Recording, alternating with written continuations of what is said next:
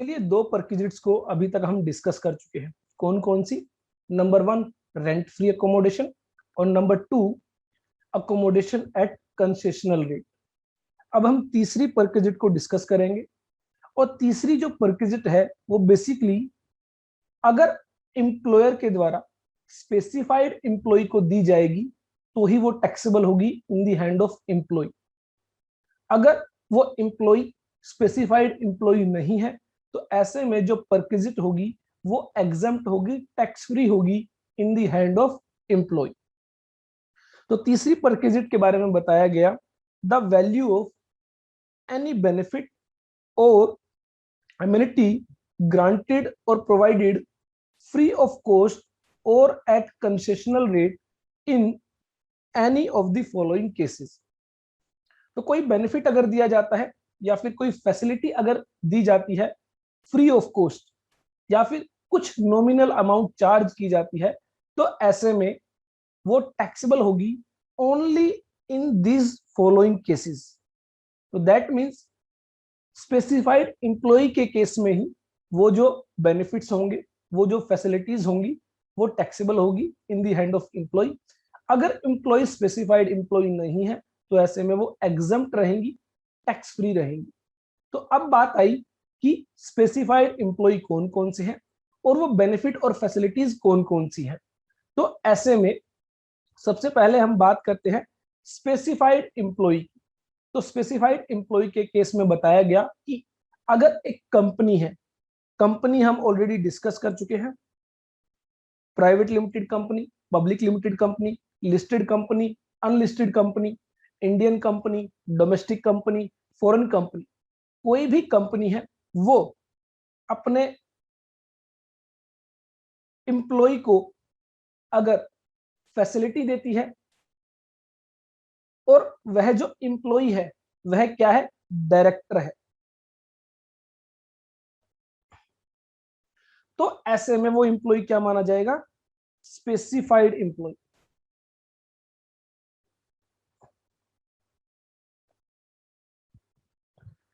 तो अगर कंपनी के द्वारा डायरेक्टर को फैसिलिटीज दी जाती है, बेनिफिट्स दिए जाते हैं तो वो क्या कहलाएंगे? परक्विजिट्स कहलाएंगे और इन the hand of director taxable होंगे। वो परक्विजिट्स, वो फैसिलिटीज, वो बेनिफिट्स कौन कौन से हैं उसको अभी हम डिस्कस करेंगे। उसके बाद बताया गया नंबर 2, एक बात का ध्यान रखें, यह जो डायरेक्टर है चाहे होल टाइम डायरेक्टर हो चाहे पार्ट टाइम डायरेक्टर हो, दोनों तरह के ही डायरेक्टर्स को जो है यहां पर इंक्लूड किया गया है। नंबर 2, अगर कंपनी एम्प्लॉय को बेनिफिट्स देती है, फैसिलिटीज देती है और यह जो एम्प्लॉय है यह कंपनी के अंदर सब्सटेंशियल इंटरेस्ट रखता है, सब्सटेंशियल इंटरेस्ट रखता है, दैट मींस इस कंपनी के अंदर इस एम्प्लॉय की 20% वोटिंग पावर है।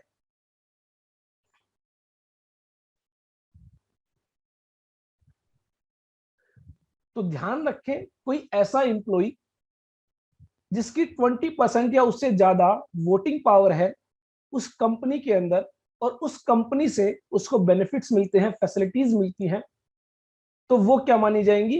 परक्विजिट्स मानी जाएंगी in the hand of employee. 20% voting power means आप सभी को पता है कंपनी के अंदर जो वोटिंग पावर्स होती है वो शेयर होल्डर्स के पास होती है, और शेयर होल्डर्स भी कौन से? Equity share holders. तो जनरली जो है ये जो इक्विटी शेयर होल्डर्स होते हैं ये कंपनी के अंदर कोई भी जो डिसीजन मेकिंग होती है उसके अंदर मेजर पार्ट जो है, मेजर रोल इनका रहता है। बहुत सारे डिसीजन जो है शेयर होल्डर्स के द्वारा लिए जाते हैं। तो ये जो डिसीजन मेकिंग है ये बेसिकली वोटिंग पावर्स पर डिपेंड करती है। तो मान लीजिए कंपनी को कोई बड़ा डिसीजन लेना है और उस डिसीजन के लिए शेयर होल्डर्स की सहमति की जरूरत है, तो ऐसे में उन शेयर होल्डर्स की एक मीटिंग बुलाई जाती है और वो प्रपोजल रखा जाता है शेयर होल्डर्स के सामने कि कंपनी जो है इसके रिगार्डिंग डिसीजन लेना चाहती है। तो वो जो शेयर होल्डर्स होते हैं वो अपनी वोटिंग पावर का यूज करते हैं और उस प्रपोजल के फेवर में वोटिंग करते हैं या फिर उसके अगेंस्ट में वोटिंग करते हैं। जनरली जहां पर 50% से ज्यादा की सहमति हो जाती है, जो वोटिंग इन दी फेवर जो 50% से ज्यादा हो जाती है, तो उस प्रपोजल को पास कर दिया जाता है। और जहां पर 50% से ज्यादा जो है रिजेक्शन हो जाती है, तो उस प्रपोजल को रिजेक्ट कर दिया जाता है। ये मैं सिर्फ एक आपको एग्जांपल बता रहा हूं किस तरह कंपनी के अंदर डिसीजन लिए जाते हैं। तो ऐसे में कोई ऐसा इंप्लॉई जिसके पास 20% या उससे ज्यादा वोटिंग पावर है, तो दैट मीन्स वो कंपनी के डिसीजन को अफेक्ट कर सकता है। एक अच्छी खासी वोटिंग पावर उसके पास है, तो इस इंप्लॉई को क्या माना जाएगा? स्पेसिफाइड इंप्लॉई माना जाएगा। और ऐसे में ये कंपनी अगर इस इंप्लॉई को बेनिफिट्स देगी, फैसिलिटीज देगी, तो वो क्या होंगी? टैक्सेबल होंगी इन दी हैंड ऑफ इंप्लॉय। तीसरा बताया गया कि यहां पर ध्यान रखना है, ये दोनों पॉइंट्स जो हमने अभी तक डिस्कस किए, वहां पर कंपनी का होना जरूरी है। दैट मीन्स या तो कंपनी का डायरेक्टर या कंपनी का स्पेसिफाइड इंप्लॉय जिसके पास 20% से ज्यादा वोटिंग पावर है उस कंपनी के लिए। तीसरा बताया गया एनी इंप्लॉयर, तो दैट मीन्स कोई भी इंप्लॉयर हो सकता है, कंपनी भी हो सकती है, पार्टनरशिप फर्म भी हो सकता है, प्रोप्राइटर भी हो सकता है।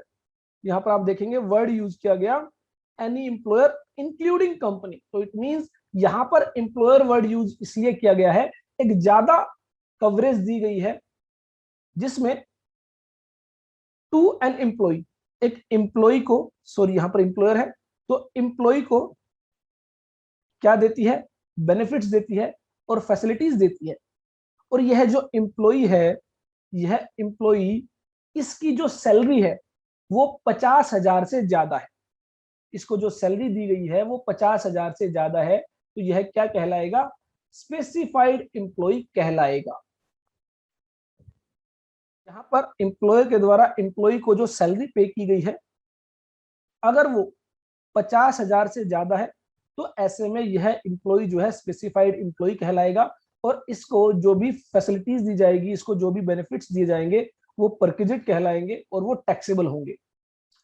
अब यहां पर बात आई कि ये जो सैलरी है इसके अंदर क्या क्या इंक्लूड किया जाएगा। अगेन मैंने आपको बताया था, जहां जहां परक्विजिट्स के अंदर सैलरी वर्ड यूज होगा, वहां पर सैलरी को डिफाइन किया गया है कि उस पर्टिकुलर सैलरी के अंदर क्या इंक्लूड होगा उस कैलकुलेशन के लिए। तो अब अगर हमें देखना है कि इंप्लॉयर ने इंप्लॉय को सैलरी दी, और अगर वो सैलरी 50,000 से ज्यादा होगी तो स्पेसिफाइड इंप्लॉय बनेगा, अदरवाइज वो स्पेसिफाइड इंप्लॉय नहीं बनेगा। अब सैलरी के अंदर क्या क्या इंक्लूड होगा, उस 50,000 रुपए की सैलरी को जो हम चेक करना चाहते हैं, उसके अंदर क्या इंक्लूड होगा, क्या इंक्लूड नहीं होगा, ये भी बताया गया है, जिसको हम लेटर ऑन डिस्कस करेंगे। फिलहाल आपको ये याद रखना है, अगर इस एम्प्लॉय की सैलरी 50,000 से ज्यादा है, तो ऐसे में यह क्या माना जाएगा? स्पेसिफाइड एम्प्लॉय माना जाएगा। और अगर मान लीजिए सैलरी ड्यू हो चुकी है, एम्प्लॉयर ने अभी तक पे नहीं की है, तो भी वो सैलरी इंक्लूड की जाएगी। तो ये आपको ध्यान रखना है कि by an employer including a company to an employee to whom the provision of paragraph A and B are not applied। तो पैराग्राफ ए और बी में क्या बताया था कि कंपनी के केस में अगर डायरेक्टर को कोई फैसिलिटी दी जाती है, या फिर कंपनी के केस में ऐसे एम्प्लॉय जिसके पास 20% की वोटिंग पावर है, तो अगर मान लीजिए कोई ऐसा व्यक्ति जिस पर ये दोनों क्लोज अप्लाई नहीं होते हैं, तो हम तीसरा क्लोज चेक करेंगे उस व्यक्ति के लिए, and whose income under the head salary, income under the head salary exceeds 50,000 rupees. 50,000 रुपए से ज्यादा की सैलरी अगर एक्सीड कर जाती है, तो ऐसे में वो क्या माना जाएगा? स्पेसिफाइड एम्प्लॉय माना जाएगा। अगर एम्प्लॉय की सैलरी एग्जैक्ट 50,000 रुपए है, तो वो स्पेसिफाइड एम्प्लॉय नहीं माना जाएगा। इसमें कहा गया exclusive of the value of all the benefits or amenities not provided for by way of monetary payment। तो कोई ऐसा बेनिफिट या कोई ऐसी फैसिलिटी जो मॉनेटरी पेमेंट के जरिए प्रोवाइड नहीं की गई है, तो वो क्या जो है उस सैलरी के अंदर इंक्लूड नहीं होगी। तो मैंने आपको बताया था, एक कॉन्सेप्ट होता है मॉनेटरी परक्विजिट और नॉन मॉनेटरी परक्विजिट। तो दैट मींस सैलरी जब हम कैलकुलेट करेंगे, तो एक बात क्लियर हो गई कि मॉनेटरी परक्विजिट को हम ऐड करेंगे और नॉन मॉनेटरी परक्विजिट को ऐड नहीं करेंगे। For calculating the limit of 50,000। उस 50,000 की लिमिट को चेक करने के लिए हम मॉनेटरी परक्विजिट को ऐड करेंगे सैलरी के अंदर और नॉन मॉनेटरी परक्विजिट को ऐड नहीं करेंगे। वेदर ड्यू फ्रॉम और पेड और अलाउड बाय वन और मोर एम्प्लॉयर्स, अगर एक से ज्यादा एम्प्लॉयर से सैलरी मिल रही है तो उन सभी सैलरी को इंक्लूड किया जाएगा फॉर कैलकुलेटिंग 50,000। तो ये आपको ध्यान रखना है कि अगर कोई ऐसा एम्प्लॉई जिसकी सैलरी 50,000 से ज्यादा है वो भी क्या माना जाएगा, स्पेसिफाइड एम्प्लॉई माना जाएगा। अब ये जो 50,000 की लिमिट दी गई इसको हम चेक करेंगे कि इस सैलरी के अंदर क्या क्या इंक्लूड होगा। क्या सैलरी के अंदर basic pay, dearness allowance, commission bonus, allowances, perquisites और रिटायरमेंट बेनिफिट्स क्या इंक्लूड किया जाएगा, क्या इंक्लूड नहीं किया जाएगा for checking the limit of 50,000।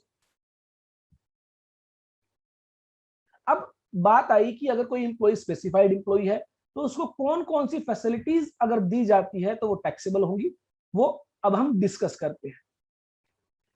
उसके लिए अगर आपको याद हो जब हमने परक्विजिट्स को स्टार्ट किया था तो हमने देखा था कि perquisites in hand of specified employees, तो वहां पर बात की गई थी motor car facility, gardener, watchman, sweeper और any other servant, gas, electricity, water connection, education facility और ट्रांसपोर्ट फैसिलिटी।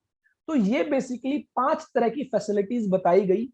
अगर ये फैसिलिटीज स्पेसिफाइड एम्प्लॉय को दी जाती हैं तो वो स्पेसिफाइड एम्प्लॉय के हाथ में टैक्सेबल होगी, और अगर ये फैसिलिटीज किसी नॉन स्पेसिफाइड एम्प्लॉय को दी जाती है तो इन दैट सिचुएशन ये नॉन स्पेसिफाइड एम्प्लॉय के हैंड में एग्जम्प्ट होंगी, टैक्स फ्री होंगी, टैक्सेबल नहीं होंगी।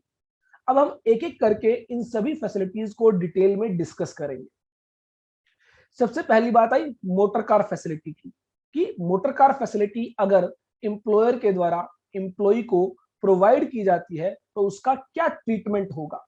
तो इसके लिए सबसे पहले हम पॉसिबल केसेस की बात करते हैं कि कौन कौन से पॉसिबल केसेस हो सकते हैं। तो हम प्रैक्टिकली सोचते हैं कि कौन कौन से केसेस हो सकते हैं। तो सबसे पहले हम केस 1 की बात करते हैं कि मान लीजिए मिस्टर एक्स है, ये एम्प्लॉयर है और ये मिस्टर वाई को, जो कि स्पेसिफाइड एम्प्लॉय है, क्योंकि स्पेसिफाइड एम्प्लॉय होगा तभी मोटर कार फैसिलिटी जो है वो in the hand of mister Y taxable होगी, अदरवाइज टैक्सेबल नहीं होगी।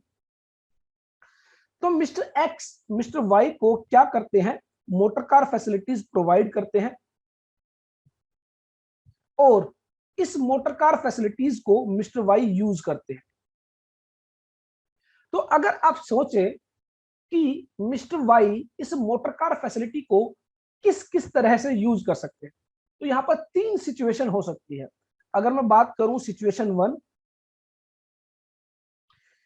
ये इस मोटर कार को 100% ऑफिस पर्पज के लिए यूज करते हैं।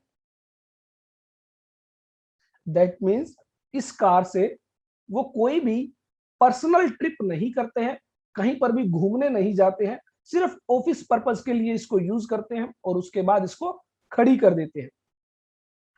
और दूसरा हो सकता है कि इस कार को वो 100% पर्सनल पर्पज के लिए ही यूज करते हो,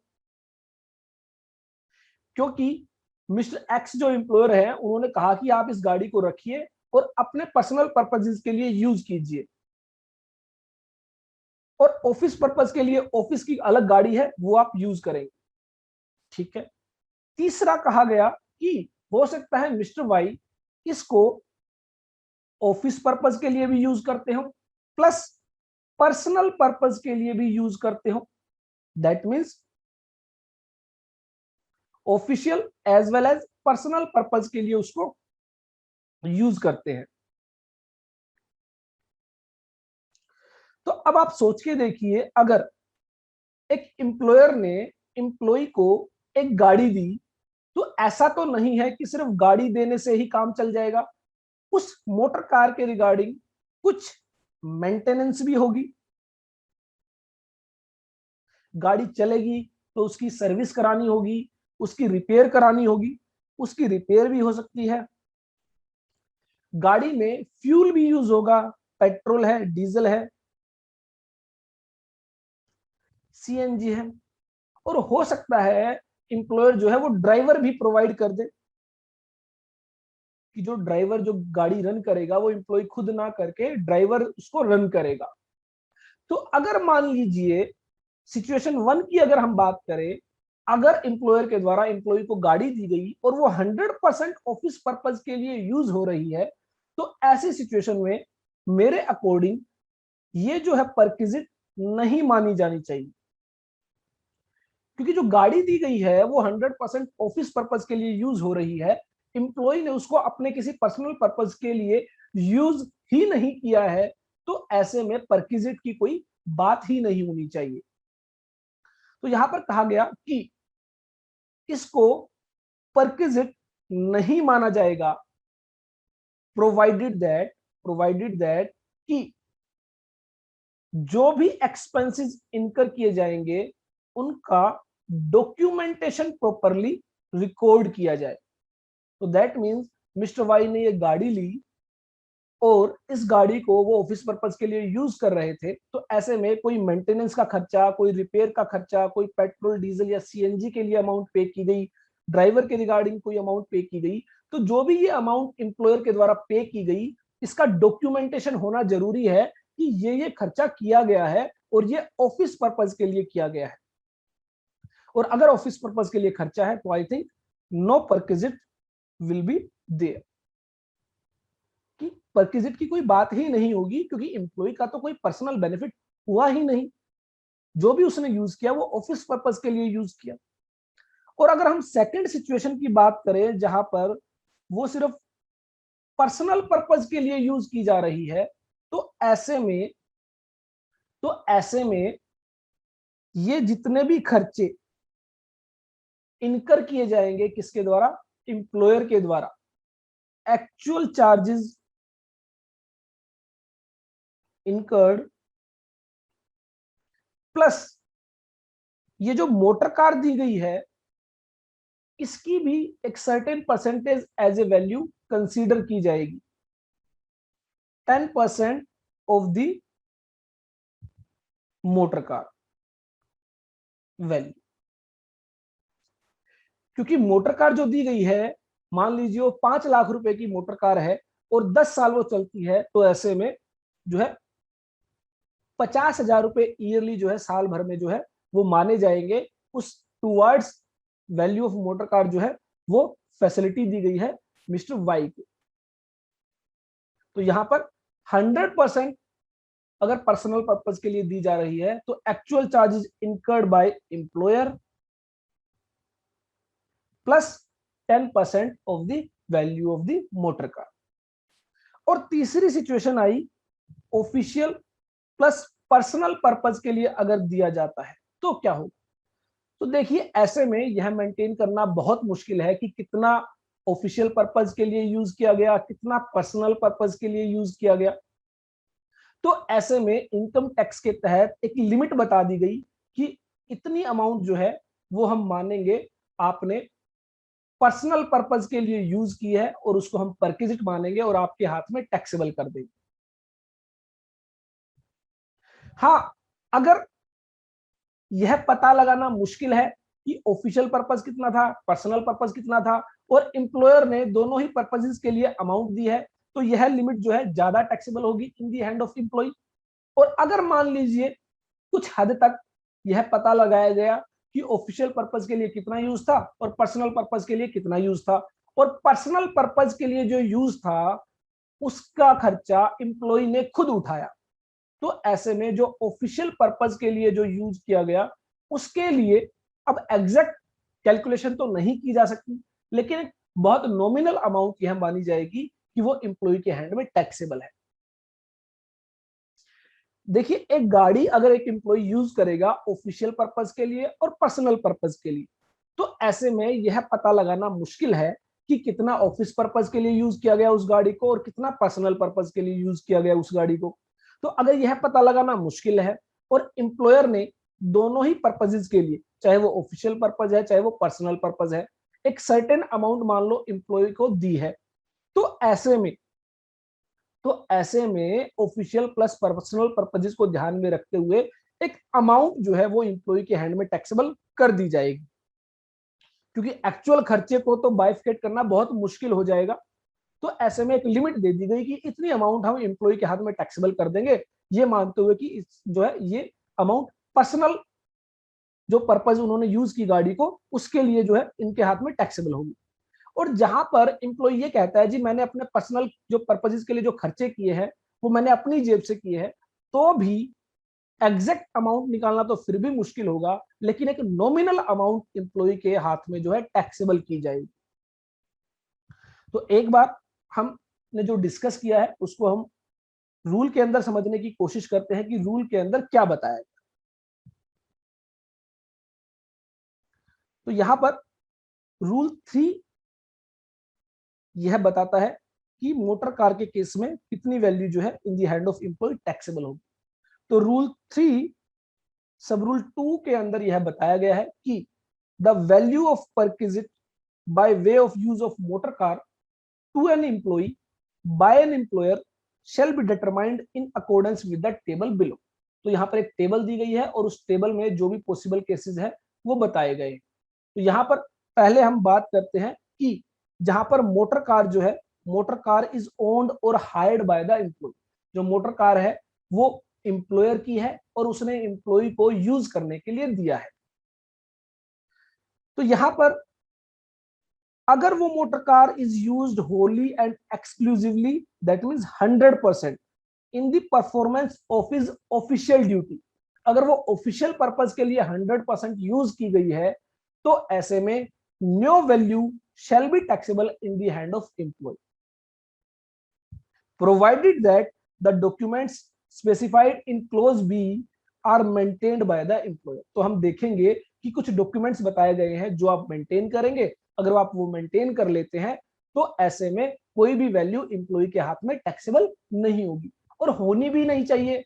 मान लीजिए मैं कहीं पर जॉब करता हूं और मुझे मान लीजिए 1,000 रुपए खर्च करने के लिए दिए गए और वो 1,000 रुपए ऑफिशियल पर्पज के लिए मुझे खर्च करना था और 1,000 रुपए ही मैंने खर्च कर दिए, तो ऐसे में मेरा तो कुछ फायदा हुआ ही नहीं, तो ऐसे में मेरे हाथ में कोई वैल्यू टैक्सेबल नहीं होगी। तो जितना डॉक्यूमेंट्स आप प्रोवाइड करेंगे कि आपने ये खर्चा किया और उतना ही खर्चा एम्प्लॉयर ने आपको दिया है, तो ऐसे में एम्प्लॉय के हाथ में कोई वैल्यू टैक्सेबल नहीं होगी। यहां पर एक बाइफिकेशन किया गया है on the basis of engine capacity. अगर इंजन कैपेसिटी 1.6 लीटर से ज्यादा है और 1.6 लीटर तक है, तो ये आपको ध्यान रखना है। हालांकि ऑफिशियल पर्पज में दोनों ही केसेस में सेम बात की कही गई है कि कोई वैल्यू टैक्सेबल नहीं होगी, provided that you are maintaining the documents specified in clause B. उसके बाद कहा गया motor car is used exclusively for the private or personal purpose of the employee or any member of his household, and the running and maintenance expenses are met out by the employer। तो अगर कोई गाड़ी दी गई है और उसको employ या employ का फैमिली मेंबर यूज कर रहा है और जो भी खर्चा है वो एम्प्लॉयर के द्वारा किया जा रहा है, तो ऐसे में जो परक्विजिट वैल्यू होगी in the hand of employee, that will be actual amount of expenditure incurred by the employer on the running and maintenance of motor car during the relevant previous year, including remuneration, if any, paid by the employer to the driver, as increased by the amount representing normal wear and tear of the motor car। तो जो employer actual खर्चा करेगा, actual खर्चा मैंने आपको बताया था maintenance का हो सकता है, सर्विसेज का हो सकता है, फ्यूल का हो सकता है, ड्राइवर का हो सकता है, तो ये जो खर्चे एक्चुअल इनकर करेगा वो अमाउंट एम्प्लॉय के हैंड में टैक्सेबल होगी। और उसके साथ ही इस अमाउंट में ऐड किया जाएगा 10% ऑफ द मोटर का। क्यों? जो मोटर गाड़ी यूज की जा रही है उसकी जो वियर एंड टीयर है, उसकी जो वैल्यू डिक्रीज हो रही है डेप्रिसिएशन की वजह से, वो जो है 10% एम्प्लॉय के हाथ में टैक्सेबल होगी। As increased by the amount representing normal wear and tear of the motor car and as reduced by the amount charge from the employee for such use. और अगर एम्प्लॉय से कुछ चार्ज किया जाता है एम्प्लॉयर के द्वारा तो वो अमाउंट यहां पर लेस कर दी जाएगी। और सेम चीज यहां पर बताई गई है, जहां पर आपका जो है अगर इंजन कैपेसिटी जो है, गाड़ी की जो इंजन कैपेसिटी होती है वो 1.6 लीटर से ज्यादा है, तो भी यहां पर सेम ट्रीटमेंट रहेगा। जो एक्चुअल एक्सपेंसेस इनकर किए गए हैं बाय द एम्प्लॉयर वो टैक्सेबल होंगे इन the hand of employee along with the wear and tear of motor car, that is 10% of the value. तो दो बातें हमें यहां पर पता लग गई, गाड़ी एम्प्लॉयर ने दी है और आप उसको ऑफिस पर्पज के लिए यूज कर रहे हैं या फिर आप उसको पर्सनल पर्पज के लिए यूज कर रहे हैं। अब तीसरी बात आई, motor car is used partly in the performance of duties and partly for private और पर्सनल पर्पजेस। जो गाड़ी यूज की जा रही है वो पार्टली ऑफिशियल पर्पज के लिए यूज हो रही है और पार्टली पर्सनल पर्पज के लिए यूज हो रही है। तो ऐसे में अब दो बातें हो सकती है, या तो पूरा का पूरा खर्चा एम्प्लॉयर उठा रहा है। अब एम्प्लॉयर उठा रहा है पूरा का पूरा खर्चा, तो जो ऑफिशियल पर्पज का खर्चा होगा वो तो एम्प्लॉय के हाथ में टैक्सेबल नहीं होगा, लेकिन जो पर्सनल पर्पज का खर्चा होगा वो एम्प्लॉय के हाथ में टैक्सेबल होगा। लेकिन अब यह पता लगाना मुश्किल है कि एग्जैक्टली पर्सनल पर्पज के लिए कितना खर्चा हुआ जो एम्प्लॉयर ने एम्प्लॉय को पे किया। तो ऐसे में कहा गया कि हम यहां पर एक काम करते हैं, हम 1800 रुपए जो है वो एज ए परक्विजिट आपकी वैल्यू में जो जो सैलरी में इंक्लूड कर देते हैं, 1800 रुपए पर मंथ। तो अगर आपने एक महीना गाड़ी यूज की है तो उस महीने में 1800 रुपए पर मंथ यूज जो है करने के लिए हम जो है आपकी सैलरी के अंदर उसको इंक्लूड कर देंगे। 1800 रुपए कब? जब इंजन की कैपेसिटी 1.6 लीटर से ज्यादा नहीं है। प्लस अगर ड्राइवर का भी खर्चा इंप्लॉयर दे रहा है तो 900 रुपए जो है ड्राइवर की वैल्यू भी जो है वो इंक्लूड की जाएगी। और अगर इंजन कैपेसिटी 1.6 लीटर से ज्यादा है तो यह अमाउंट 2400 रुपए पर मंथ प्लस 900 रुपीज अगर ड्राइवर प्रोवाइड किया गया है। तो ये बात कहां पर होगी? जहां पर ऑफिशियल और पर्सनल पर्पस दोनों के लिए यूज किया गया और एम्प्लॉयर उसको रिम्बर्स कर रहा है, एम्प्लॉयर उसके लिए पे कर रहा है। और दूसरा केस हो सकता है, the expenses on running and maintenance for private और personal use are fully made by the SSC. कि जो एसएससी है उसने पर्सनल पर्पजेज के सभी खर्चे खुद ही मीट आउट किए हैं। तो आप एक बार सोच के देखिए कि पर्सनल पर्पज के लिए जो खर्चे मीट आउट किए हैं वो तो चलो एम्प्लॉय ने किए हैं, तो ऐसे में परक्विजिट की बात नहीं होगी। और जो ऑफिशियल पर्पज के लिए यूज हुआ तो वो भी, उसमें भी परक्विजिट की कोई बात नहीं होगी।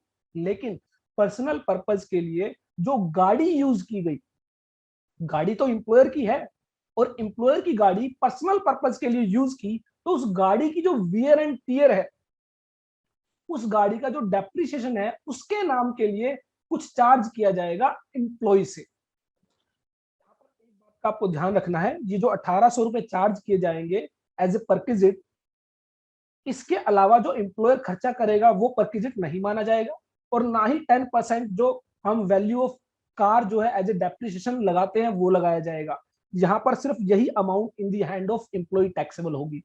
सिमिलर वे में जहां पर पर्सनल पर्पज के लिए जो एम्प्लॉय है वो खुद खर्च कर रहा है, तो ऐसे में उसके हाथ में कोई परक्विजिट नहीं होगी, सिवाय जो गाड़ी उसको यूज करने के लिए दी गई, तो यहाँ पर माना जाएगा उसने पर्सनल पर्पज के लिए जो गाड़ी यूज की उसका जो डेप्रिसिएशन है वो हम मानेंगे 600 rupees per month plus 900 rupees अगर ड्राइवर प्रोवाइड किया गया है बाय द एम्प्लॉयर। इसी तरह अगर जो इंजन है वो 1.6 लीटर से ज्यादा उसकी कैपेसिटी है तो यह अमाउंट 900 रुपीज होगी for the wear and tear of car plus 900 if driver is provide. तो ये बात बताई गई जहां पर एम्प्लॉयर की गाड़ी थी और एम्प्लॉय को यूज करने के लिए दी गई थी। तो चलिए अब हम दूसरा केस डिस्कस करते हैं, केस नंबर 2। मिस्टर एक्स है, ये एम्प्लॉयर है,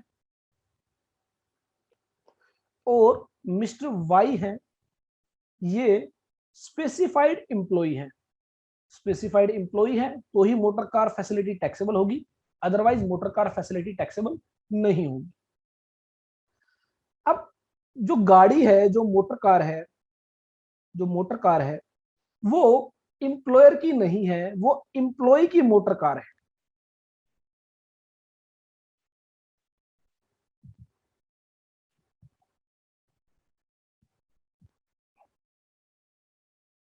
तो ऐसे में ये जो मोटर कार है ये मिस्टर वाई के द्वारा ओन्ड है, और मिस्टर वाई इस गाड़ी को अगेन 3 पर्पजेज के लिए यूज कर सकते हैं। That is 100% official purpose, 100% personal purpose, और partly official plus partially personal purpose. तो अब एक बात यहां पर सोचने वाली है कि जब गाड़ी मिस्टर वाई की है, इंप्लॉय की है, तो ऐसे में परकेजिट्स की तो कोई बात होनी ही नहीं चाहिए, क्योंकि फैसिलिटीज अगर इंप्लॉयर इंप्लॉय को देता है तो वो टैक्सेबल होती है इन द नेम ऑफ परकेजिट। लेकिन जब गाड़ी मिस्टर वाई की है तो इसका मतलब जो गाड़ी यूज की गई है उसके लिए तो कोई परकेजिट नहीं मानी जाएगी। लेकिन अगर मिस्टर एक्स मिस्टर वाई को कुछ पे करेंगे या फिर रिम्बर्स करेंगे तो ऐसे में परकेजिट्स की बात आएगी। अब मान लीजिए मिस्टर वाई की गाड़ी एम्प्लॉय की गाड़ी और 100% ऑफिशियल पर्पज के लिए यूज की जा रही है, और ऑफिशियल पर्पज में मान लीजिए 5,000 रुपए मिस्टर वाई के खर्च हो गए, और मिस्टर एक्स ने वो 5,000 रुपए उनको पे कर दिए, रिम्बर्स कर दिए, तो क्या कोई परकेजिट की बात होगी? द आंसर इज नो, क्योंकि ऑफिशियल पर्पज के लिए 5,000 रुपए का खर्चा किया गया और वही 5,000 रुपए मिस्टर एक्स ने मिस्टर वाई को पे किए हैं। तो ऐसे में मिस्टर वाई के हाथ में तो कोई पर्सनल बेनिफिट हुआ ही नहीं। इवन उनका तो लॉस है कि उनकी जो गाड़ी यूज की गई उसका वियर एंड टियर जो है वो मिस्टर वाई को ही भुगतना पड़ेगा, और मिस्टर वाई को उसके नाम का एम्प्लॉयर से कुछ मिला भी नहीं है। दूसरी बात हो सकती है 100% पर्सनल पर्पस।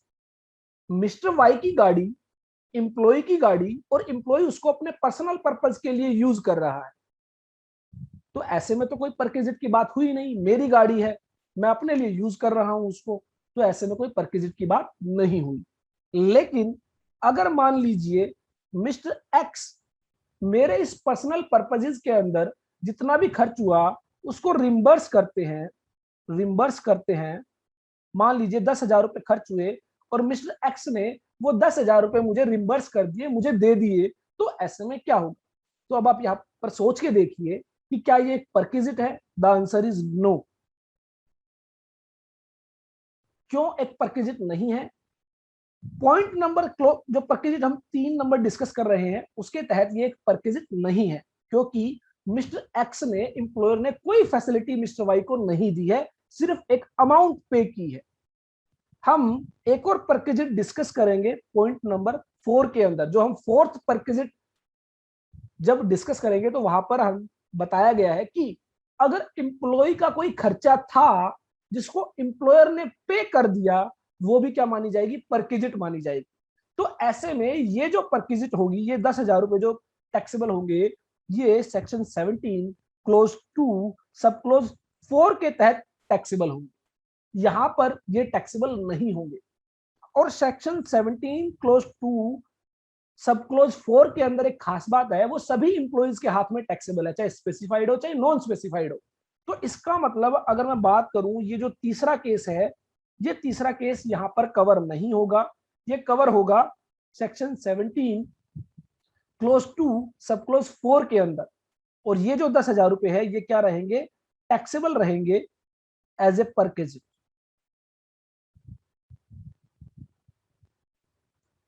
तो तो आई होप आपको समझ में आ रहा होगा मैं क्या बताना चाह रहा हूं कि मिस्टर वाई की गाड़ी है और मिस्टर वाई ने पर्सनल पर्पस के लिए यूज की, तो ऐसे में ये जो फैसिलिटी है आपकी सेक्शन 17 क्लोज 2 सब क्लोज 3 के अंदर कवर नहीं होगी, क्योंकि यहां पर कोई फैसिलिटी नहीं दी गई है बाय द एम्प्लॉयर।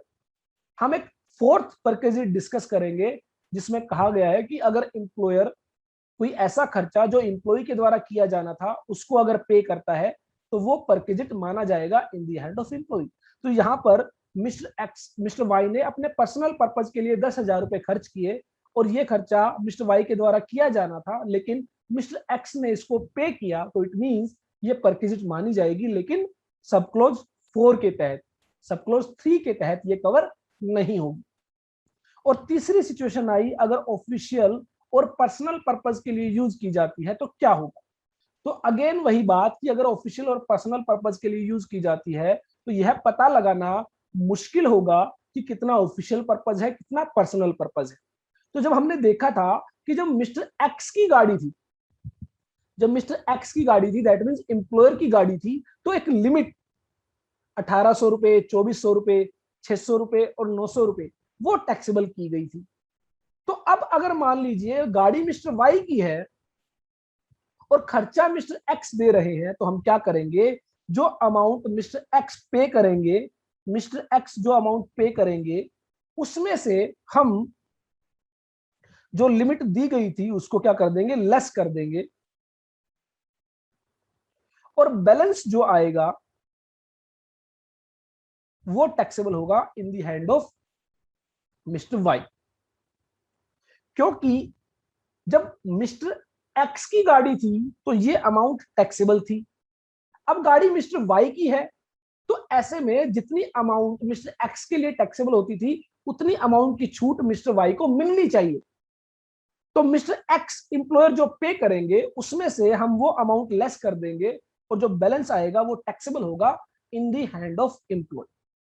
तो यहां पर where the employee owns a motor car but the actual running and maintenance charges including remuneration of the driver are made or reimbursed to him by the employer। गाड़ी किसकी है, employ की है, और खर्चे कौन बियर कर रहा है, एम्प्लॉयर। तो ऐसे में कहा गया कि if such reimbursement is for use of the vehicle Holi and exclusively for official purpose, 100% official use है, तो ऐसे में कोई परक्विजिट की बात नहीं होगी, provided the documents are maintained specified in the clause B। चाहे इंजन 1.6 लीटर तक की कैपेसिटी का है या इंजन 1.6 लीटर से ज्यादा की कैपेसिटी का है, दोनों ही सिचुएशन में जो है कोई भी चेंज नहीं है, कोई वैल्यू जो है परक्विजिट के तौर पर टैक्सेबल नहीं होगी। हाँ, if such reimbursement is for the use of vehicle partly for official purpose and partly for personal or private purpose, in that situation जो अमाउंट एम्प्लॉयर बियर करेगा उसमें से हम लेस करेंगे, उसको reduce by the amount specified in point number 1 सी आई। तो ये amount थी 1800 रुपए, तो हम यहां पर क्या करेंगे, 1800 रुपए लेस कर देंगे plus 900 rupees if driver is provided. और अगर इंजन कैपेसिटी 1.6 लीटर से ज्यादा है तो ऐसे में हम 2400 रुपए पर मंथ लेस करेंगे plus 900 rupees if driver is provide from the actual amount of expenditure incurred by the employer. Employer ने जो खर्चा किया उसमें से हम रिड्यूस करेंगे, लेस करेंगे 2400 rupees per month plus 900 rupees for the driver. तीसरा केस हमने जो डिस्कस किया था वो यहां पर कवर नहीं किया गया है, रीजन मैंने आपको बता दिया है कि गाड़ी अगर एम्प्लॉय की है और पर्सनल पर्पज के लिए यूज की गई है बाय द एम्प्लॉय, तो ऐसे में वो सब क्लोज 3 के तहत परक्विजिट नहीं है, वो सब क्लोज 4 के तहत परक्विजिट मानी जाएगी। इसी वजह से यहां पर इंक्लूड नहीं की गई है, क्योंकि यहां पर जो मोटर व्हीकल के केसेस बताए गए हैं वो बताए गए हैं अंडर सब क्लोज 3। तो आई होप अब आपको अच्छे से समझ में आया होगा।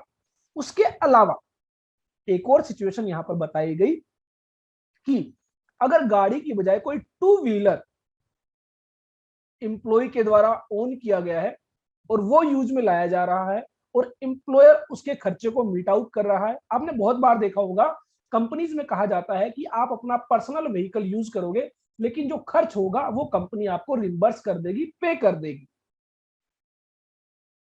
ऐसे में कहा गया कि अगर वो टू व्हीलर ऑफिशियल पर्पज के लिए यूज किया जा रहा है 100%, तो ऐसे में परक्विजिट की कोई बात ही नहीं होगी। No value shall be taxable provided that documents are maintained for the amount expenditure incurred. और दूसरा, अगर ऑफिशियल और पर्सनल पर्पज दोनों के लिए यूज की जा रही है, तो हमने देखा था मोटर कार के केस में 1800 रुपए पर मंथ लेस किए गए थे, यहाँ पर 900 रुपीज पर मंथ जो है लेस किए जाएंगे। और टू व्हीलर के अंदर ड्राइवर का कोई कॉन्सेप्ट नहीं होता है, इसलिए यहाँ पर ड्राइवर की कोई बात नहीं की गई है।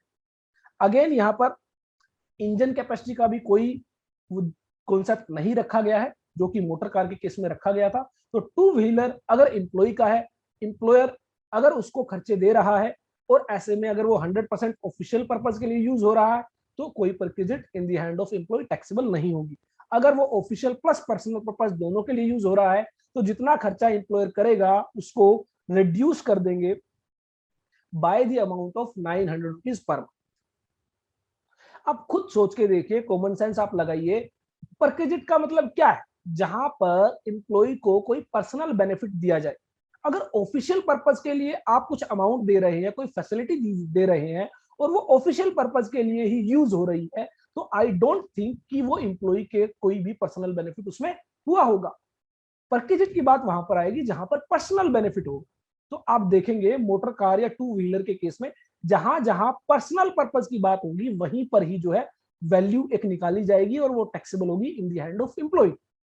और टू व्हीलर के केस में भी वो वाला केस नहीं रखा गया है जहां पर टू व्हीलर एम्प्लॉय का है और वो 100% पर्सनल पर्पज के लिए यूज होता है, क्योंकि अगर एम्प्लॉयर उसके लिए भी रिम्बर्समेंट दे रहा है, तो वो आपका सेक्शन 17 सबसेक्शन 2 क्लोज 4 के तहत टैक्सेबल होगा। That means expenses of the employee met by the employer.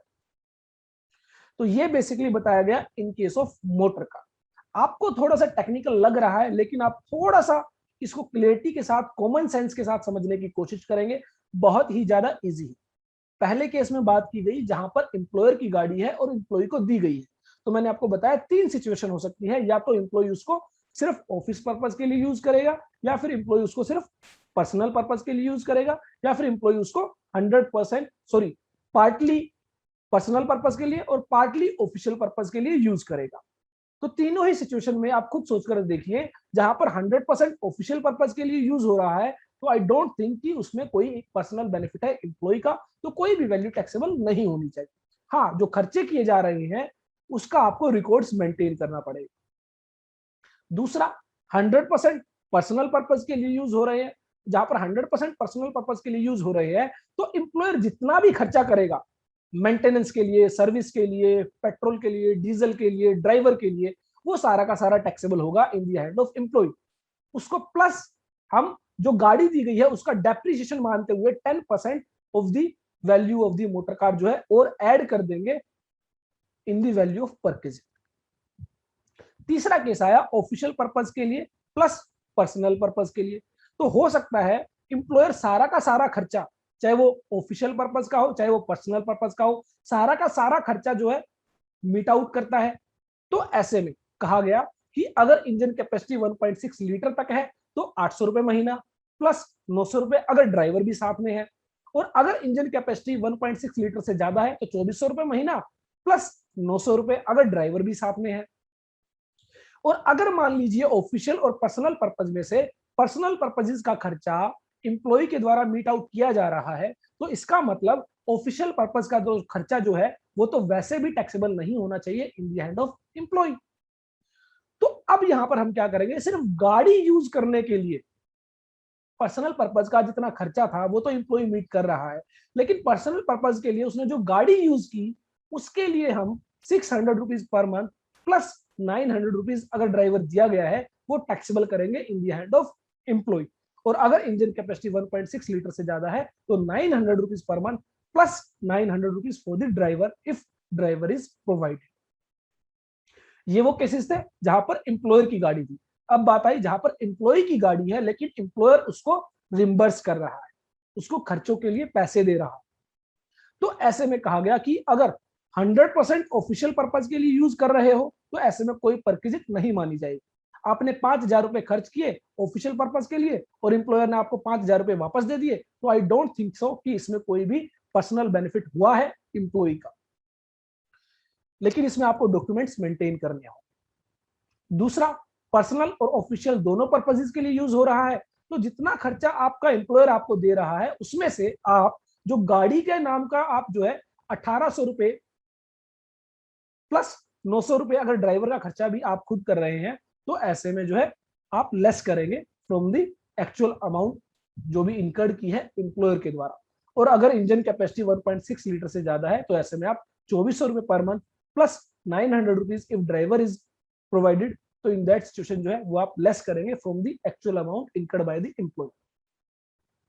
और अगर टू व्हीलर दिया गया है तो टू व्हीलर अगर ऑफिशियल पर्पज के लिए है तो कोई भी वैल्यू जो है एज ए परक्विजिट टैक्सेबल नहीं होगी। और अगर two wheeler official plus personal purpose के लिए यूज किया जा रहा है तो जितनी अमाउंट एम्प्लॉयर देगा एक्सपेंसेस इनकर करने के लिए उसमें से आप 900 रुपीज पर मंथ जो है लेस करेंगे, रिड्यूस करेंगे, और जो वैल्यू निकल कर आएगी वो टैक्सेबल होगी in the hand of the employ.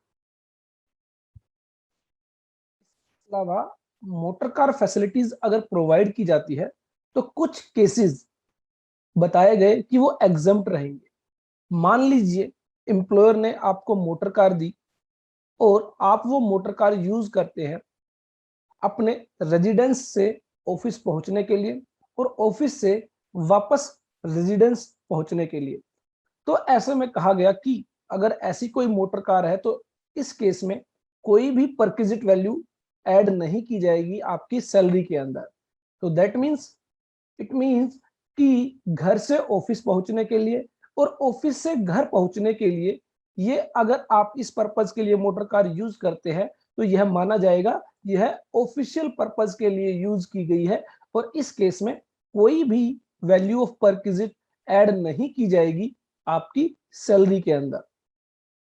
उसके अलावा अब हो सकता है मान लीजिए एम्प्लॉयर ने एक से ज्यादा गाड़ियां अगर एम्प्लॉय को दी है, एक ही एम्प्लॉय को एक से ज्यादा गाड़ी दी है, तो ऐसे में वैल्यू ऑफ परक्विजिट कैसे डिटरमाइन की जाएगी। तो इसके रिगार्डिंग बताया गया कि एक से जो ज्यादा गाड़ी दी गई है, 2 गाड़ी दी गई है, 3 गाड़ी दी गई है, 4 गाड़ी दी गई है, तो उसमें से एक गाड़ी मानी जाएगी कि वो ऑफिशियल और पर्सनल दोनों पर्पजेस के लिए यूज की जाती है। तो ऐसे में अगर मोटर कार एम्प्लॉयर के द्वारा प्रोवाइड की गई है और ऑफिशियल और पर्सनल दोनों पर्पजेस के लिए यूज की जाती है तो आप पॉइंट नंबर सी के अकॉर्डिंग जो है यहाँ पर वैल्यू ऑफ परक्विजिट डिटरमाइन करेंगे, जो हम ऑलरेडी डिस्कस कर चुके हैं। और जो बाकी सभी गाड़ियां हैं उनको माना जाएगा कि वो आप अपने पर्सनल पर्पज के लिए यूज कर रहे हैं और एम्प्लॉयर उस पर जो भी खर्च करेगा वो जो है टैक्सेबल होगा in the hand of employee.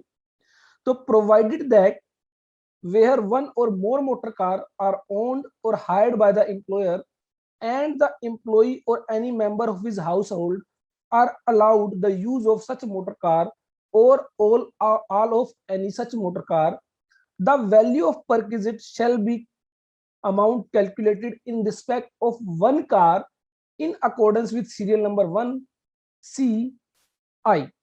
तो बेसिकली एक कार को माना जाएगा कि आप पर्सनल और ऑफिशियल दोनों पर्पस के लिए यूज कर रहे हैं। As the employee had been provided one motor car for use partly in the performance of his duty or partly for his personal purposes, and the amount calculated in respect of the other car shall be 1B of table 2। तो that means fully personal purpose के लिए आप उनको use कर रहे हैं। तो ध्यान रखें, एक से ज्यादा मोटर गाड़ी, एक से ज्यादा मोटर कार अगर एम्प्लॉय को दी गई है जिनको उसके फैमिली मेंबर्स भी यूज करते हैं, तो इन दैट सिचुएशन एक कार को माना जाएगा ऑफिशियल और पर्सनल दोनों पर्पस के लिए यूज किया जाता है और बाकी सभी कारों को माना जाएगा कि पर्सनल पर्पस के लिए यूज किया जाता है बाय द एम्प्लॉय। सेकेंडली बताया गया वेयर द एम्प्लॉयर और the employee claims that the motor car is used wholly and exclusively in the performance of official duty, or that the actual expenses on the running and maintenance of the motor car owned by the employee for official purpose is more than the amount deductible in serial number 2, point number 2, or serial number 3, point number 2 of table 2, he may claims a higher amount attributable to such official use, and the value of perquisite in such a case shall be the actual amount of charges made or reimbursed by the employer as reduced by such higher amount attributable to the official use of the vehicle, provided that the following conditions are fulfilled. तो basically यहां पर कहा गया है कि अगर motor car या फिर टू व्हीलर जो एम्प्लॉय के द्वारा ओन्ड है इन पॉइंट नंबर 2 एंड 3, और यहां पर हमने एक केस डिस्कस किया था कि अगर ये मोटर कार ऑफिशियल और पर्सनल पर्पस के लिए यूज होती है तो क्या होगा, और अगर ये टू व्हीलर पर्सनल और ऑफिशियल दोनों पर्पसेस के लिए यूज होता है तो क्या होगा। तो इन दैट सिचुएशन हमने देखा था कि जो actual amount reimbursed by the employer या फिर पेड बाय द एम्प्लॉयर, उसमें से हम लेस कर देते हैं एक लिमिट, जो कि बेसिकली जो गाड़ी एम्प्लॉय की यूज की गई है उसके लिए हम लेस करते हैं। तो हमने देखा था इंजन की कैपेसिटी अगर 1.6 लीटर तक है तो 1800 रुपए महीना, अगर 1.6 लीटर से ज्यादा है 2400 रुपए महीना, अगर टू व्हीलर है तो 900 रुपए महीना। तो कोई भी लिमिट जो आपकी एप्लीकेबल होती है वो आप रिड्यूस करेंगे। मान लीजिए 1800 रुपए महीने की लिमिट और हमने वो रिड्यूस की, और यहाँ पर 10,000 रुपए इंप्लॉयर ने रिम्बर्स किए थे और 1800 रुपए उसमें से हमने लेस किए, तो वैल्यू ऑफ परक्विजिट यहां पर आ जाती है 8,200 रुपीज। तो ऐसे में कहा गया कि अगर एम्प्लॉय ने एक्चुअल एक्सपेंसेस ऑफिशियल पर्पस के लिए ज्यादा यूज किए हैं, क्योंकि अगर आप देखेंगे यहां पर कहा गया कि ऑफिशियल और पर्सनल दोनों पर्पसेस के लिए आप यूज कर रहे हैं उस मोटर कार को या फिर उस टू व्हीलर को, तो ऐसे में अगर जो पर्सनल पर्पस के लिए हम एक अमाउंट लेस कर देते हैं और बाकी जो अमाउंट होती है वो टैक्सेबल होती है in the hand of employee, तो ऐसे में कहा गया कि अगर एक्चुअल एक्सपेंसेस ऑफिशियल पर्पस के लिए ज्यादा यूज किए गए हैं, तो इसका मतलब क्या हुआ, यहाँ पर ये जो 1800 रुपए की वैल्यू है यह माना गया है यह ऑफिशियल पर्पस के लिए खर्च हुई है, और बाकी यह जो 8,200 की अमाउंट है यह पर्सनल पर्पस के लिए खर्च हुई है, और इसको हम मान रहे हैं perquisite in the hand of employee. तो ऐसे में कहा गया एम्प्लॉय अगर कहता है कि मेरी जो ऑफिशियल पर्पस के लिए अमाउंट खर्च हुई है वो 1800 रुपए से ज्यादा हुई है, तो ऐसे में वो एक्चुअल एक्सपेंसेस को क्लेम कर सकता है, लेकिन उसके लिए कंडीशन क्या है, उसके लिए कंडीशन है कि वो जो डॉक्यूमेंट्स हैं वो मेंटेन करने होंगे। The employer has maintained complete detail of journey undertaken for official purpose which may include, तो मैंने आपको बताया था जहां पर भी ऑफिशियल पर्पस की बात होगी वहां पर आपको डॉक्यूमेंट्स मेंटेन करने होते हैं। तो डॉक्यूमेंट्स क्या मेंटेन करने होंगे, आपको एक डिटेल बनानी होगी जिसमें date of journey, destination, mileage and the amount of expenditure incurred with the supporting documents, वो आपको मेंटेन करने होंगे।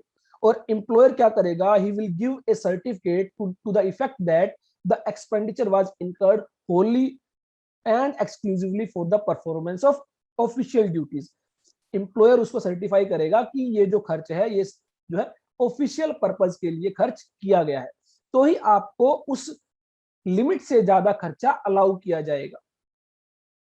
और मैंने आपको बताया था cost of wear and tear will be 10% of the actual cost. ये आपको ध्यान रखना है, मोटर कार 10 लाख रुपए की परचेज की गई बाय द एम्प्लॉयर, तो ऐसे में 10% 1 लाख जो है वो उसकी मोटर कार की कॉस्ट मानी जाएगी। तो जितने पीरियड के लिए आप यह यूज करेंगे मोटर कार उतने पीरियड के लिए यह अमाउंट प्रोपोर्शनेटली ऐड की जाएगी। उसके बाद the value of benefits to the employee और any member of his household resulting from the provision by the employer of services of a sweeper, gardener, watchman और personal attendant. तो अगर motor car के अलावा employer ने employ को facility provide की, क्या फैसिलिटी प्रोवाइड की, उसको स्वीपर दिया गया, साफ सफाई करने वाला दिया गया, गार्डनर दिया गया जो गार्डन की जो है मेंटेनेंस करता है, देखभाल करता है, वॉचमैन दिया गया, चौकीदार दिया गया, या फिर कोई पर्सनल अटेंडेंट जो उसको हेल्प करेगा, तो ऐसे में ये भी क्या मानी जाएगी, फैसिलिटी मानी जाएगी। और कब टैक्सेबल होगी, जब वो स्पेसिफाइड पर्सन के केस में, स्पेसिफाइड पर्सन के केस में वो फैसिलिटी अगर दी गई है तो ही वो टैक्सेबल होगी। अगर नॉन स्पेसिफाइड पर्सन को दी गई है तो वो टैक्सेबल नहीं होगी। और वैल्यू कितनी होगी, जो एक्चुअल अमाउंट, जो एक्चुअल चार्जेस इनकर किए जाएंगे bye the employer.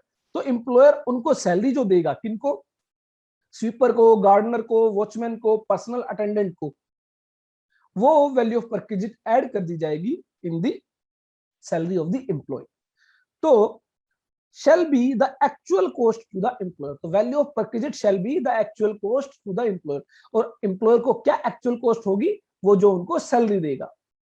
The actual cost in such a case shall be the total amount of salary paid or payable by the employer or any other person on his behalf for such services as reduced by such amount paid by the employee।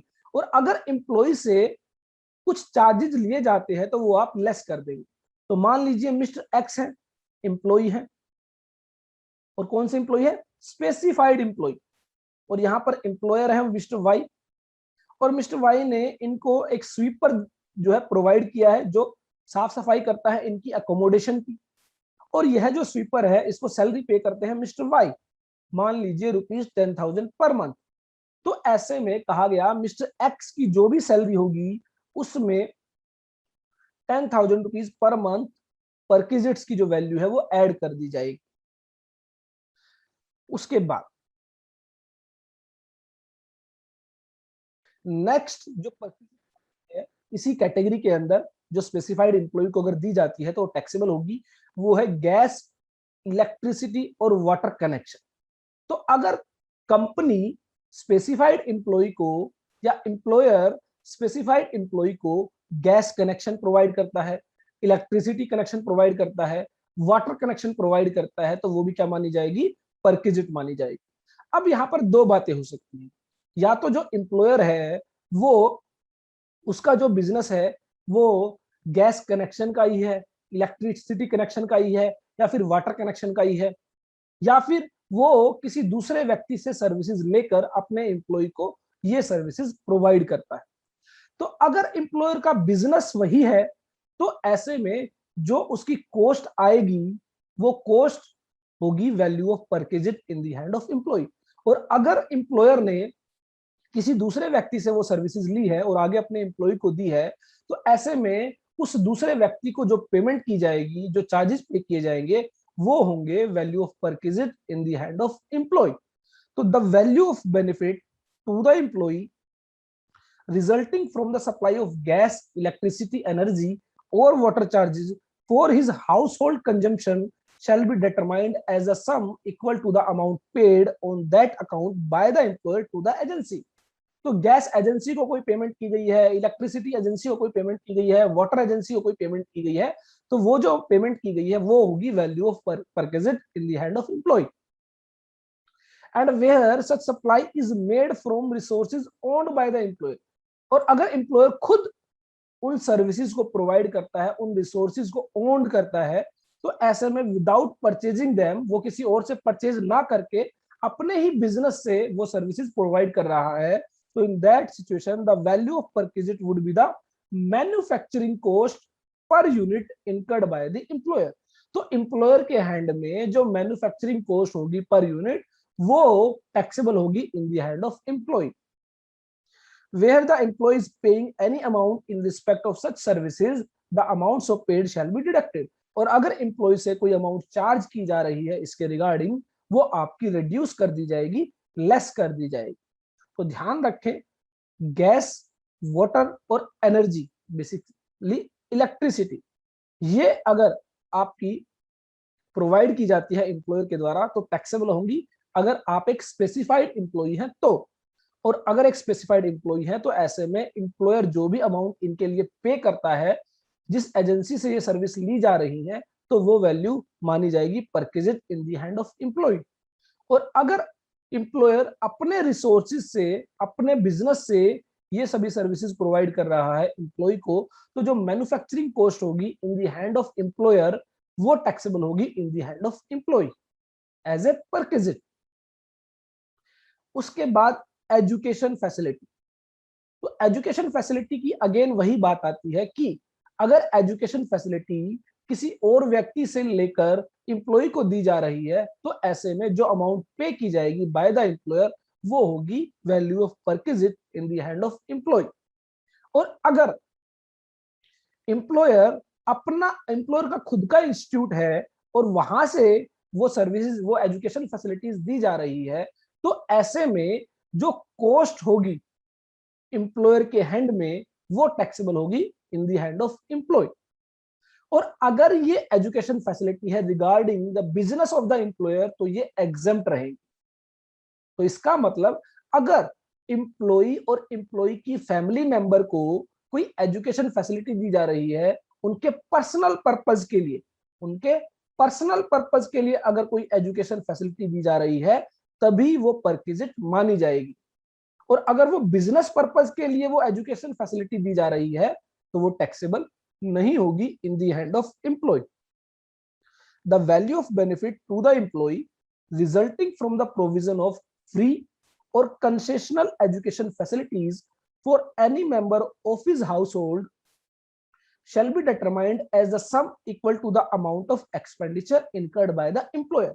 तो employer जितनी amount खर्च करेगा उनकी education facility के लिए वो taxable होंगी in the hand of employee.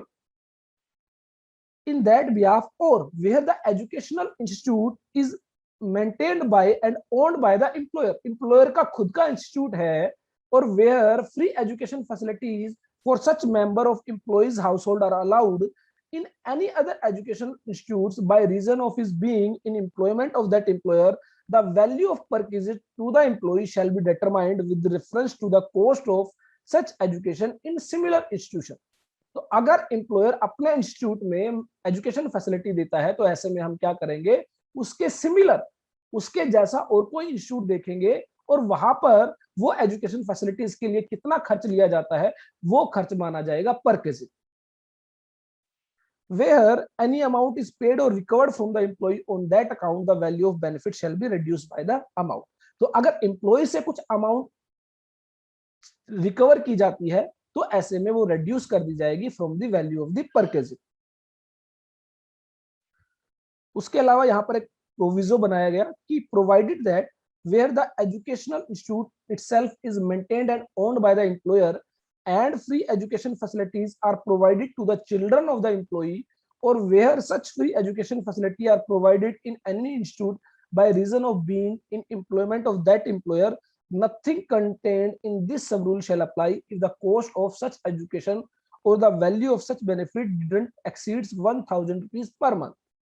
तो अगर मान लीजिए एम्प्लॉयर जो एम्प्लॉय के बच्चे हैं, जो चिल्ड्रन हैं, उनको जो है किसी दूसरे इंस्टीट्यूट में एजुकेशन फैसिलिटी प्रोवाइड कराता है और उसकी वैल्यू 1000 रुपए से ज्यादा नहीं है तो ऐसे में कोई परक्विजिट वैल्यू टैक्सेबल नहीं होगी। लेकिन ये सिर्फ है चिल्ड्रन के लिए। अगर चिल्ड्रन के अलावा और कोई है, ब्रदर है, सिस्टर है, तो ऐसे में वो टैक्सेबल रहेगी एज ए परक्विजिट।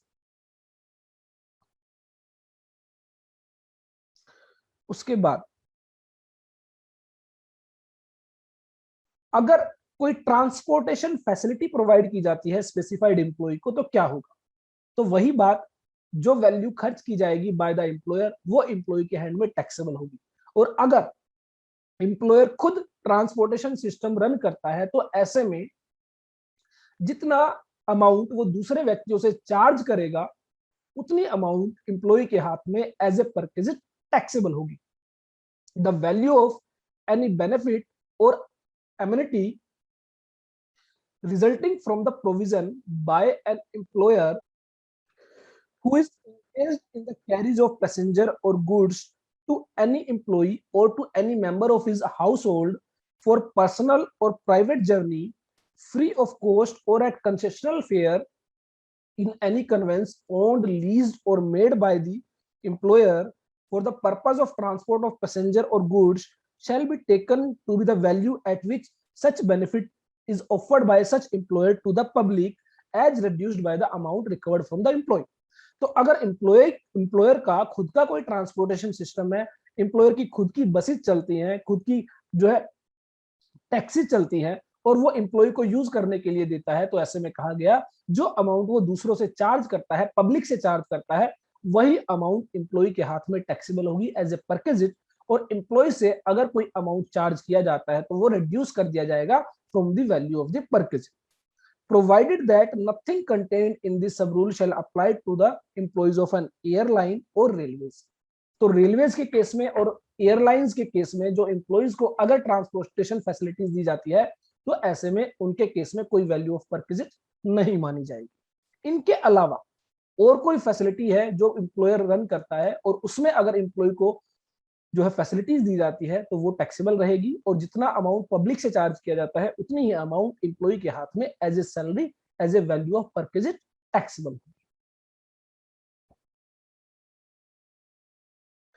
तो ये वो सभी परक्विजिट्स थी जो स्पेसिफाइड एम्प्लॉय के केस में ही टैक्सेबल होंगी। कौन कौन सी? Motor car facility, gardener, watchman, sweeper और any other personal attendant provided by the employer, gas, electricity और वाटर फैसिलिटी, एजुकेशन फैसिलिटी और ट्रांसपोर्ट फैसिलिटी।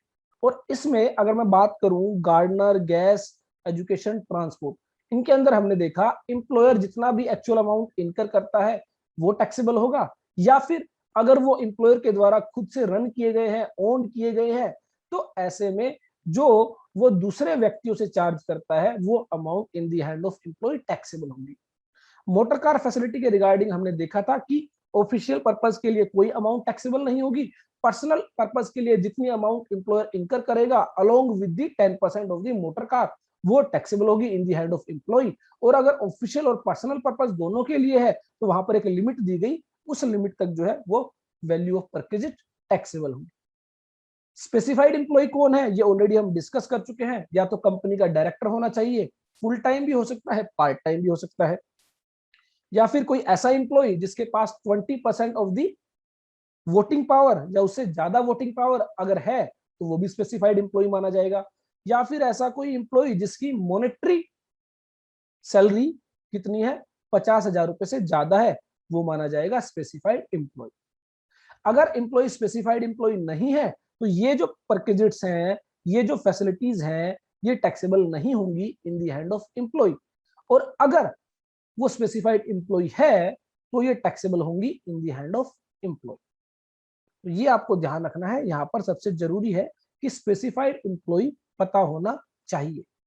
अब बात आई कि जो 50,000 रुपए की लिमिट दी गई उसको चेक करने के लिए सैलरी के अंदर क्या क्या इंक्लूड होगा, तो यहां पर कहा गया basic pay, dearness allowance, bonus, commission, fees etcetera, taxable portion of all allowances, monetary perquisites और any other payment in cash, तो gratuity, pension, leave, salary etcetera.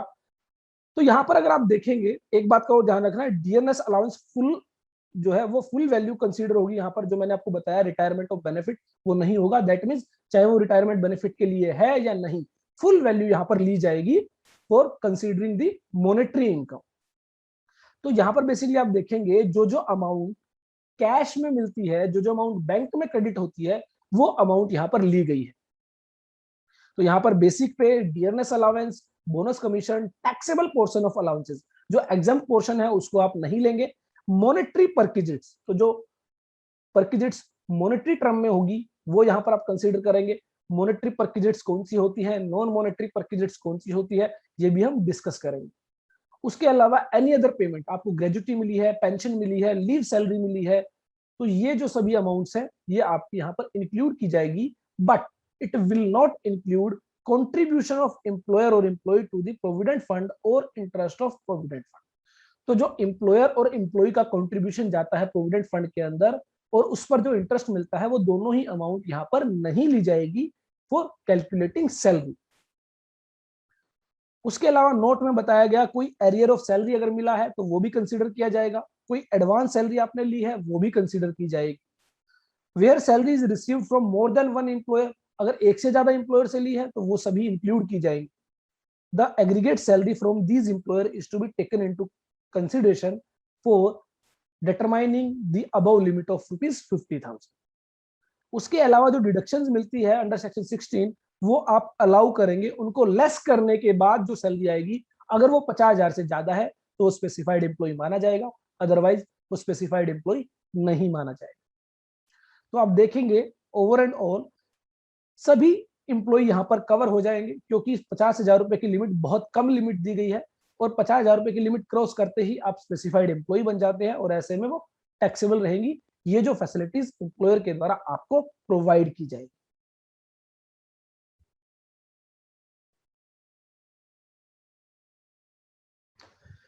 बाद यहाँ पर एक बात आती है, मॉनेटरी परक्विजिट्स कौन सी होती है और नॉन मॉनेटरी परक्विजिट्स कौन सी होती है।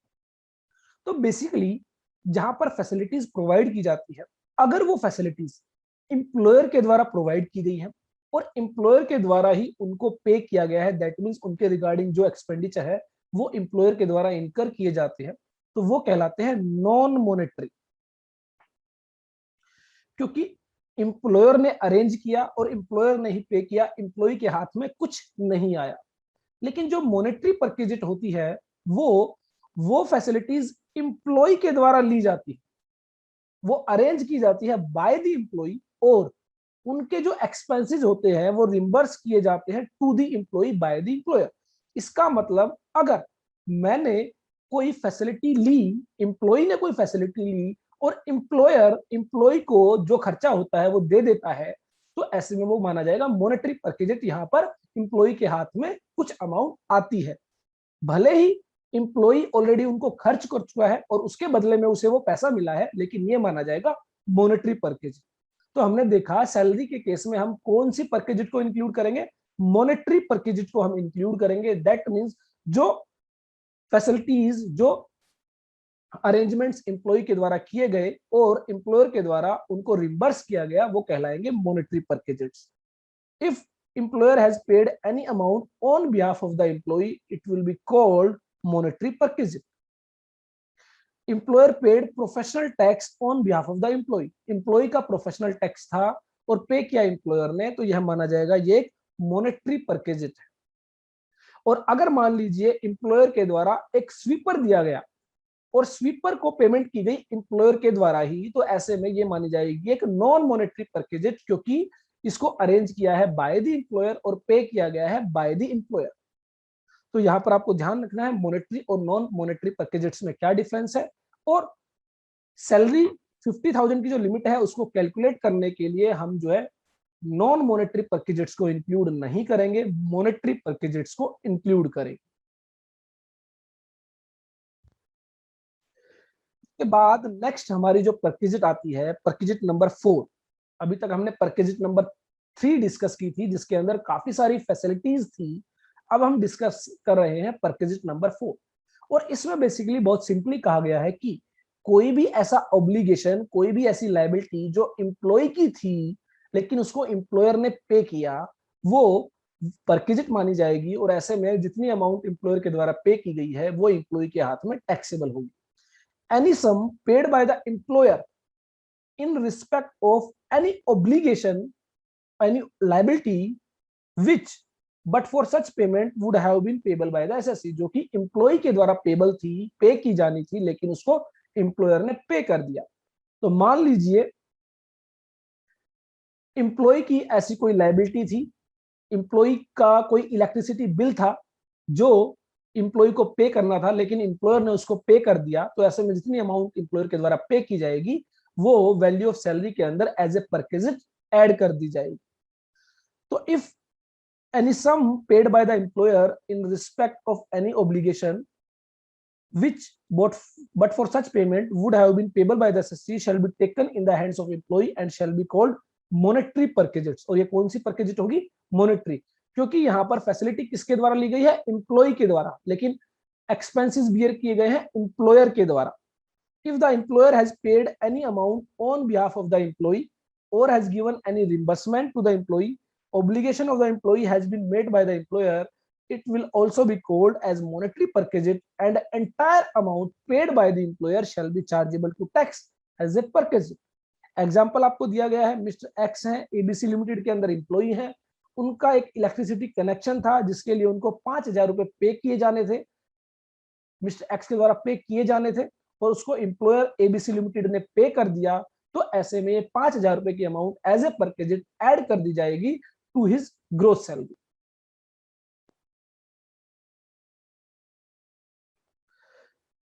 उसी तरह point number 5, perquisite number 5, any sum payable by the employer whether directly or through a fund other than a recognized provident fund or an approved superannuation fund or a deposit linked insurance fund established under section 3G of the Coal Mines Provident Fund and Miscellaneous Provision Act 1948, or as the case may be section 6 of the Employees Provident Fund and Miscellaneous Provident Act Provisions Act 1952 to effect an assurance on the life of the SSC or to effect a contract for an annuity.